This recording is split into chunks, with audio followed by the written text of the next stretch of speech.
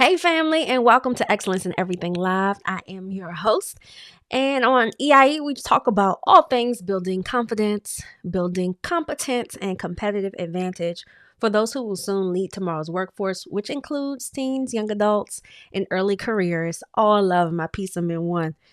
And tonight's topic is I like talking about stuff like this. I kind of nerd out on career development topics. It's my area of it's super my niche. And so I want to pose this question to you. Do you remember your first interview? And if you do, what do you wish someone had told you in preparation for that so that you could kill it? What do you wish someone had told you in preparation for it so that you could kill it? I want you to share that in the comments, and then I'll jump in once we get through today's intro. You are excellence. Your mind is of excellence. Your visions are of excellence. Your unique superpower is nothing short of excellence. You amplify a voice of excellence. Your contribution to this world will be of excellence. You will achieve your highest goals and desires with excellence. Excellence in everything, every time. So for those of you who I've never met, my name is Linnita Hosten, and I coach high school students to devise what I call a PPP, a post-graduation productivity plan. And the goal is that we are arming them to transition seamlessly into their careers of choice and the areas in which they desire. And part of that is them getting crystal clear about who they are and what they want.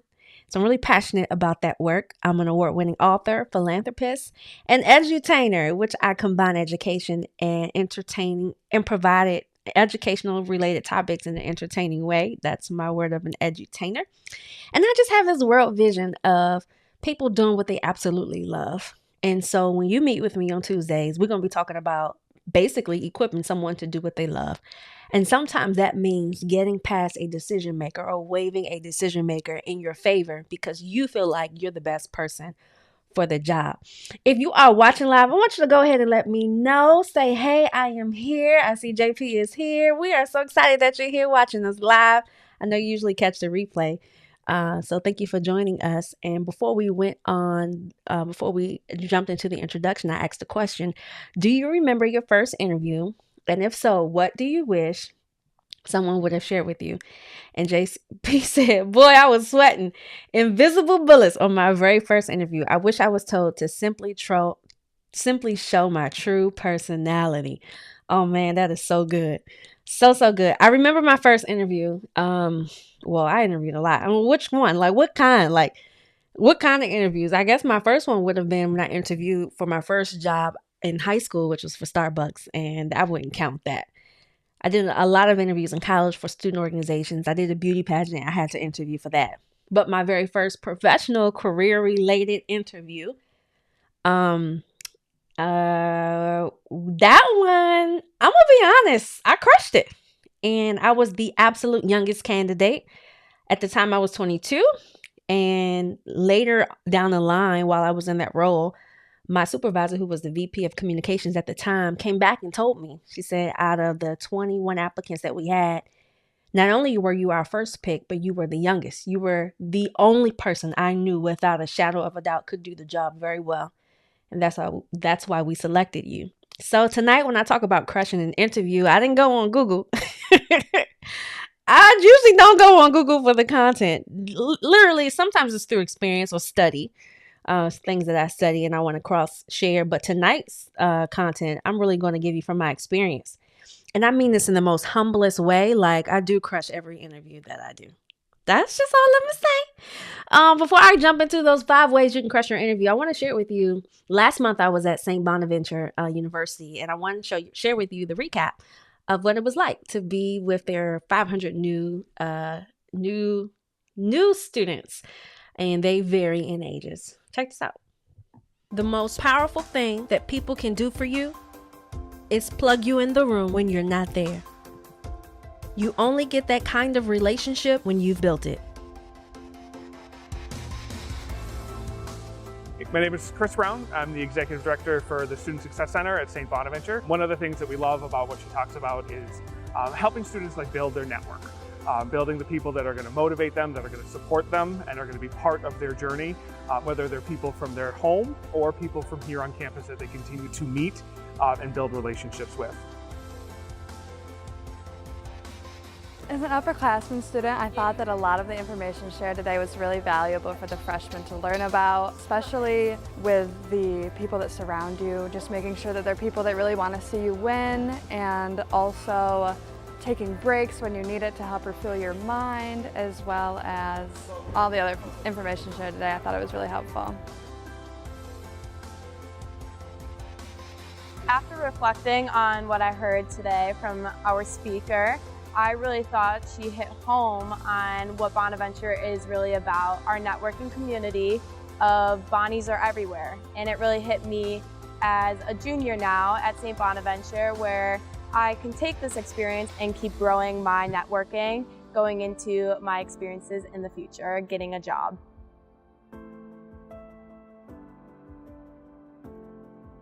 I have a lot of shortcomings, but I'll tell you what I don't have is a loss of drive. When I make my mind up to do something, I'm committed to doing it my absolute best, even if I don't feel like it.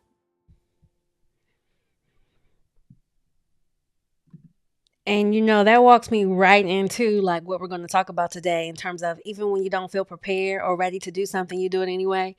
But I did want to share this. If you're looking for ways in which we can work together, these are the 3 ways we can work together. Anytime you're thinking about me, I want you to think about these 3 ways. Obviously, you can bring me in to speak and you see some of my work. A lot of it is also online. You can come in, you can hire me to come in and do some training. If you have a career development program that you would like me to do some sessions on, happy to do so. Or we can partner to write a curriculum if you have an existing career development program at your organization. And if you want more information on how you can do those 3 things, just go ahead over to linnitahosten.com/connect. And happy to serve you. Definitely happy to serve you. Thank you, JP. Thank you, JP said this is so dope. I appreciate that. I'm happy when my clients are happy. And St. Bonaventure, the staff there, they were very, very pleased. And that's all that matters. Hey, Walter, good evening. So glad to have you. You came just on time. Okay, so 5 ways to crush an interview. I already told you, my first one out the gate at 22, I came swinging. So imagine 11 years later, I must have the skill refined. So I want to share those 5 things with you.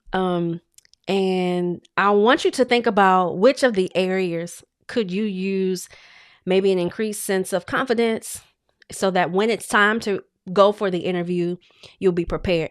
And I do want to say this. You can't crush an interview that you didn't prepare for. I don't care how good you are. You have to prepare. There is no showing up without doing any study of self, of the organization, obviously. But the biggest thing is really sitting down to do an inventory of your skill set and its relevance to what you're applying for. And it doesn't matter the kind of interview. It could be for sorority or fraternity. It could be for a volunteer role. It could be for executive board seat. It could be for, I don't know, you want to go in for a leadership position at your church, or you want a career change. You have to study you. So that's really the only way you can crush an interview, is that you're so aware of what you're bringing to the table that when you talk about it, it's fluid and it's relevant to the organization. And that just brings me to my first one out of the 5, which is you should be interviewing inside of your wheelhouse. Your wheelhouse is your hot zone. It's your superpower. It's the thing that you do exceptionally well. So if you're really good at working with special need populations and you're interviewing at an organization that supports special needs, because it's your wheelhouse, the level of detail and care that you'll have for that specific population, your creative ways to maybe help them in difficult times or encourage them or spot signs. It's like second nature because it's in your wheelhouse. When I tell you it's difficult to find people who are operating in their wheelhouse and superpower, because most people are chasing the bag. They're looking for a quick way to turn or exchange their time for money. So they are applying for things that would give them a quick return on investment. Well, what I'm saying is, if you really want to crush an interview, and sometimes this might lead to you being able to negotiate your compensation, you can only do that when you're showing up powerfully in your genius. So you got to know what that wheelhouse is. So your wheelhouse it could be a set of characteristics or traits, attributes, a set of soft or hard skills that you do exceptionally well, relevant to the role. And sometimes things that you may share may not be directly relevant, but the skill set is transferable. So I won't say the organization, but about 2 weeks ago, I interviewed with a very, very well-known media company to be a content producer. And if I'm selected for that role, I may be pausing EIE. But one of the things that I shared in that interview process was how being a cheerleading coach taught me how to create community when you have opposition.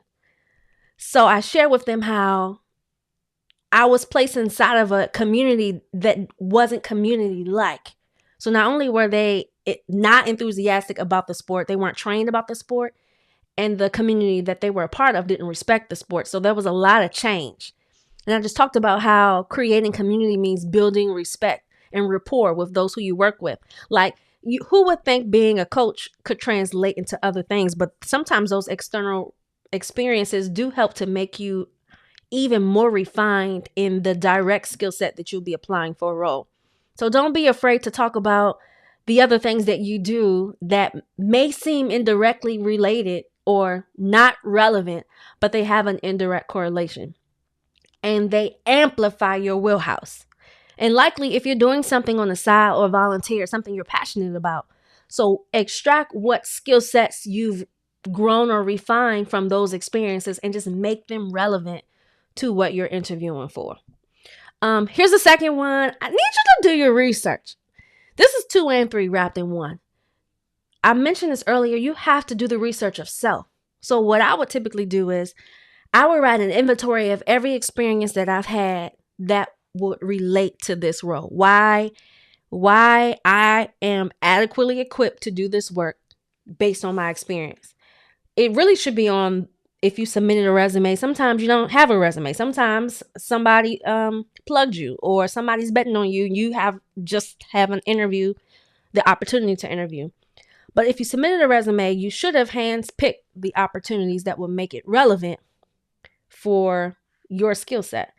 So going back through all of those opportunities and saying, okay, what did I learn here? What did I do here? What did I get really proficient in doing here? And bringing that to the interview. So you're doing an inventory of your own experience. The reason why that's important is if you have a lot of experience, you forget. There's some things that are not front of mind. Time has passed by, bigger and better has happened, but even those earlier experiences could be relevant to a new opportunity. So you do an inventory of that and be prepared to cherry pick when relevant. So 2 is you do your research on you, but 3 is you obviously also do your research on the organization. And you do this by looking at their annual report, going through their social media channels. If they have any initiatives that they're running, you could do that. I would check out their board members, doing more than just looking at their mission statement. You could do that too. You could also, just depending on how, detailed you wanted to get, for the people who are in the department, you could find that on LinkedIn. You could literally find that on LinkedIn. You could find everybody who's a part of that team on LinkedIn. LinkedIn is such an underutilized career development platform. If you're looking for a decision maker for something, you could really find them on LinkedIn. Sometimes they don't always have their email address, but if you Google their name, the organization, and type in email address, it might come up. So don't be discouraged if you don't know, but doing your research certainly would encompass that. So I mentioned to you the annual report. And the other part of research that I think is valuable is knowing the founder's story. Ain't nobody doing that. Who is studying how it was created? And if you really want to crush an interview, go above and beyond. Why did the person found the organization? Because most people will ask, and this media company asked me this. They asked, tell us what you know about our organization. And I said, well, I know that the founder, and I named him, why he created the organization, what was the area of opportunity, and how it has changed since then. They were very impressed. And I do that all the time. So what's the founder's story, especially if it can resonate with you? That's just something to keep in your pocket. So that's part of your research that I definitely highly recommend that you do. Here's the fourth one. Honesty is such a not normal thing in this process. People show up masked and not their true authentic selves with the hope that they would gain something. I'm saying if you don't know how to do something well, say that. Literally say what you can and what you may have to learn. There's a reverence for honesty. What God has for you is not leaving you. So because you don't know one software doesn't mean you would be ineligible. Or because you don't know how to use one platform, and mind you, they change all the time. And not to mention, most organizations to some degree still have to train you on their use of anything. It's okay if you don't know, but always demonstrate your willingness to learn. You can even talk about maybe you were hired to do something else. You didn't quite know all of the pieces together, but talk about how you were able to make it work. Talk about how maybe you took the initiative to learn and you mastered it. Talk about how maybe you didn't know at the time and now you teach other people on it. But be honest. When I was interning my intern this year, I asked her, what would you like to get out of this internship experience? No. I don't want to show you that. I want to share with you this. I said, what would make this opportunity a win-win for you and I? And she said, I need flexibility. I cannot work from 8 to 4. I'm a mom. I have a full-time job. I loved it. That made me pick her. Because if you could be that honesty and risk not being selected, that means you're not going to bite your tongue. I loved it. So I chose her. I didn't even need to see the rest of the people. Because integrity is such a attribute or characteristic and quality that people are like, they don't have. Like most people are not displaying that. So when you meet somebody who honest and then honest about their areas of opportunity or growth, that's huge. So be honest. If you don't know something or if there's an area that you're not sure of, just say that. Not sure about that. I also experienced in that interview that I mentioned to you that when I was asked about a software that they use to monitor their metrics, I was asked did I know about the software, and I told them I absolutely didn't. And they educated me right there. Right on the spot. It wasn't even no love lost. It was like, okay, well, we're just going to tell you about it. So you never know. Your honesty could be rewarding. So be honest. And here's the last one. You got to have questions to ask. And some good ones. When an interview was ending, a interviewer would typically ask, do you have any questions? And this is your time. This is your time to be a rock star. You come in like, I'm about to give you some real good questions to ask. First one being, okay. I'm just trying to figure out, okay, I want to take it a little slow because I come with a lot of questions. I want to know, the typical questions are, how quickly are you looking to make a decision? I ask, based off of the time that we spent together, do you have any concerns about my candidacy? Meaning, did I say anything that was alarming that may make me not favorable? I want to know. It's a great way to get live feedback so you don't have to guess in the end why you may not have been selected. You may even say, I always ask, what's the salary range of this role? Like I come in swinging. I want to know because, well, my perspective is a little different because when it comes to these things, they matter to me. I'm not waiting until I want to know now so we could slow up or end this process if it's not a good fit. But you can ask a salary range. That's not a, like, you want to know so that you can decide if the opportunity is worth you even being excited to hear back from them about. It also sets the tone for the value that you feel like you bring. And in negotiation, most people will say, and they said this, well, what is your desired salary range? In negotiation, the person will always put it back in your court. And one of the rules of thumb that I've learned is you take your highest number that you have in mind and add 15% on top of that. And when you state that number, you start from that plus 15% and you give them the range of your highest number. Your highest number. You always start there. So you may say, my salary range, let's say you say my salary range is between 125 and 145. Well, you would say 145 to 125.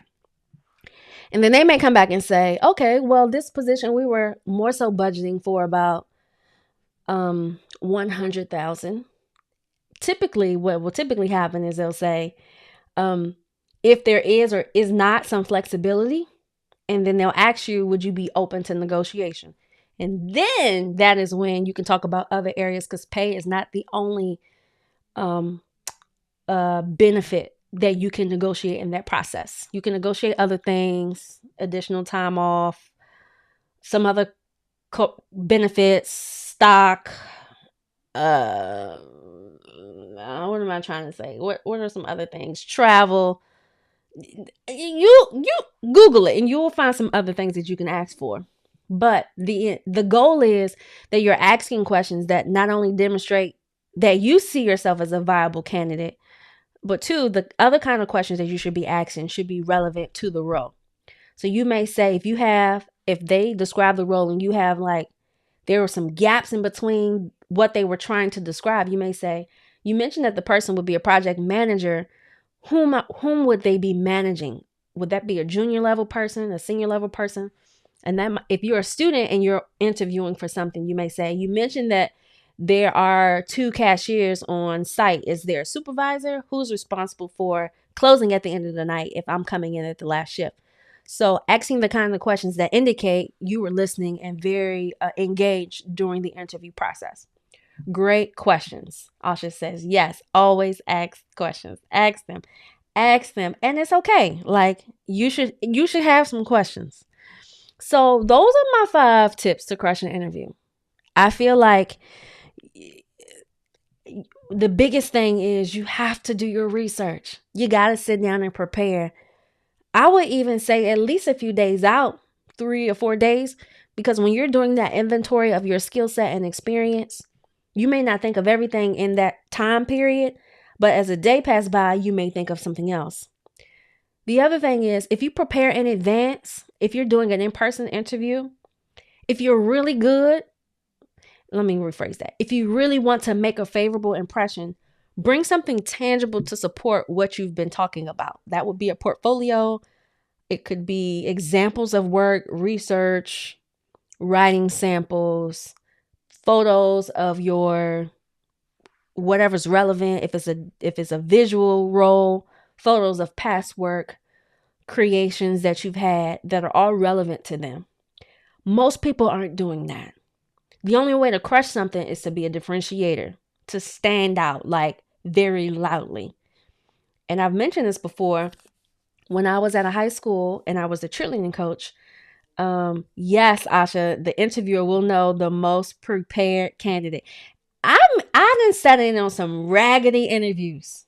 I ain't even gonna talk about what I seen people had on, and I try not to be discriminatory in terms of how a person appears, but sometimes to me it translates to a level of effort that people don't have, and that translates to the level of detail that you may not also have. So those little things, I'd be like this. Even my intern showed up in business wear for our virtual interviews, and I appreciated that. But what I was going to say, when I was on the staff at the high school that I used to work at when I was a head cheerleading coach, we were interviewing for an athletic director, and he came in with a portfolio. He had photos of past basketball teams, before and after pictures of when he transformed, their visual look, their uniform, photos of them winning championships, text messages from parents and his former basketball members. He had certifications that he took. It was, as you can tell, that was almost 10 years ago. I remember it vividly. I don't remember any other candidate. And when he left the interview, we were all like, our jaws were in amazement. We were like, this man is incredible. He had it was binded. It was protected. It was very nice. I mean, that's a level of effort that is really hard to overlook. So I've always said, and I've shared that story with other people, if you really want to make a favorable impression, bring something tangible for every person who will be a part of your interview process. So make copies of them. Be prepared to leave something with them. That's a sure way to make a favorable impression. I can't say who this is, but someone says, thank you, Linnita. You're absolutely welcome. Okay, so tell me what you learned. What was your biggest takeaway from today? As we prepare to wrap up, what was your biggest takeaway from today? We talked about 5 ways to crush your interview. And it could be an interview for, doesn't matter how small or how big, but how you show up to make a very lasting and memorable impression based on your skill set. Your personality, yeah, but it's your skill set that's going to translate into value for the organization that's looking to partner with you. And let's keep it a buck. Business owners interview every time we prospect a client. Every time you jump on a connect call, happy call, sales call, whatever you call them, you're being interviewed. So it's the same concept, like doing your research on them. It's the same concept, being honest about what you have and what you're developing, and ask them questions. You have to do the same level of preparation. And so I think that there are a lot of similarities in the process of being interviewed or being the interviewee, no matter what stance you're on, if you're on a 9-to-5 stance or in the business world. Yes, preparation. I ain't even going to tell you, I have somebody that I know very closely. They never, ever prepare for an interview. They get interviews all the time, never prepare. And it shows. I'm just going to leave it at that. Yes, interview within your wheelhouse. Big takeaway. So looking for things. Because the thing about when you're good at something, you the way that you speak about it, unmatched. The way that you come up with innovative things and recite it back, unmatched. It's going to be really hard to find someone who could duplicate not only your level of expertise, but your passion. And even as an employer myself, I have a team of 3 looking for people who are like not only very skilled, but they're interested in what I'm hiring them to do. It's exceptionally hard. So when you are that and you're embodying that, you're going to crush it. And that's when Murray had a little lamb, as the kids would say. All right, family, I'm out of here. Those are your 5 ways to crush a virtual interview. Thank you, Walter, JP, Asha, for hanging out and sharing your feedback from today. I'll see you next Tuesday, 8:30 Eastern Standard Time. We actually got a guest. We're going to be diving into the career path of pharmacy. Pharmacy 101. She's going to talk about what it's like to be a pharmacist from start to like where she is now. Her name is Dr. Samantha Deloach. She'll be with us next Tuesday. You're absolutely welcome, Asha. You guys have a great night, and I'll see you next week. You are excellence. Your mind is of excellence.